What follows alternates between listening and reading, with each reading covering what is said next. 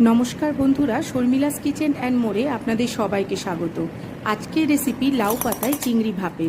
এর জন্য লাউ পাতাগুলোকে ভালো করে পরিষ্কার করে নিয়েছি। অন্যদিকে একটি মিক্সিতে সাদা কালো সর্ষে নিয়েছি, পোস্ত আর নিয়েছি 3-4টে মতো কাঁচা লঙ্কা। তার একটা মিহি পেস্ট আমি তৈরি করে নিয়েছি। সেই পেস্টটা একটা বাটির মধ্যে নিয়ে আমি এর মধ্যে এক এক করে আর যেসব উপাদানগুলো লাগবে সেইগুলো মিশিয়ে নিচ্ছি। এখানে আমি নিয়ে নিয়েছি নারকেল কোড়া 2 চামচ মতো, আর এখানে আমি নিয়ে নিয়েছি 1 চামচ মতো টক দই। এরপরে আমি এর মধ্যে এটাকে ভালো করে চামচের সাহায্যে ফেটিয়ে নিয়েছি। তারপরে এই মিশ্রণটার মধ্যে আমি একটুখানি দিয়ে দিয়েছি হলুদ গুঁড়ো আর দিয়ে দিয়েছি স্বাদ অনুসারে লবণ। এই সমস্তটা দিয়ে এর মধ্যে একটুখানি চিনি আমি ব্যবহার করেছি, আর ব্যবহার করেছি বেশ খানিকটা কাঁচা সর্ষের তেল। এই সমস্তটা দিয়ে আবার কিন্তু ভালো